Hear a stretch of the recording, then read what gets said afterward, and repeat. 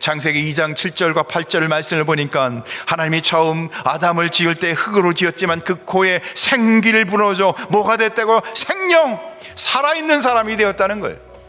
창세기 2장 7절과 8절을 보니까 그렇게 은혜 주신 자들을 위해 예비한 것을 말씀하세요. 동방의 에덴에 동산을 창설하시고 그 지으신 사람을 거기에 두시니라. 에덴 동산에 살게 하셨어요.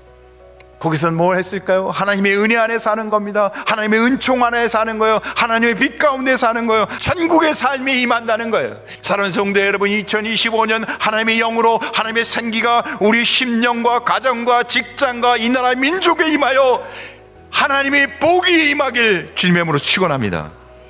창세기 2장 25절 아담과 그의 아내 두 사람이 벌거벗었으니 부끄러워하지 아니하니라.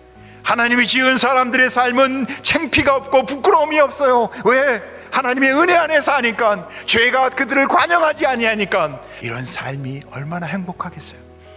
2025년 우리 건국교회 온 성도들은 하나님의 영으로 충만해서 이제는 죄악 가운데 살지 않고 하나님의 은혜, 은총, 하나님의 사랑 안에 거함으로 서로 보면은 행복하고 서로 보면 기쁘고 은혜가 넘치고 감사가 넘치고 찬송이 넘치고 부끄러움이 없고 창피함이 없고 도리어 하나님이 주신 은혜 안에서 에덴 동산이 이루어지길 주님으로 축복합니다. 복된 삶이 이루어지길 주님으로 축원합니다. 지혜와 지식이 넘치고 하나님이 주신 은혜 가운데 거룩과 성결해지고 할렐루야.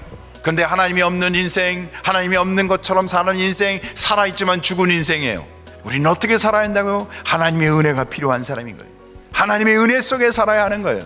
우리 금곡교회 온 성도들은 하나님의 영으로, 하나님의 말씀으로 영적 부흥이, 잠자는 자가 일어나고 죽은 자가 깨어나고 어둠에 있는 자가 빛으로 나오고 할렐루야.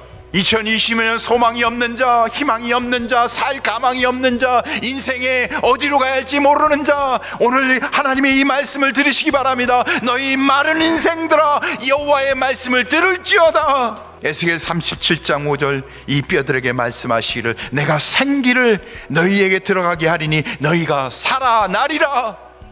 소망이 없는 인생, 희망이 없는 인생, 어디로 가야 할지 모르는 인생, 2025년 우리 건국교회 사방으로 하나님의 생기가 불어와 죽었던 심령이, 주저앉았던 심령이, 낙심했던 심령이 살아나고 회복되는 영적 회복과 영적 부흥이 일어날 것을 믿습니다.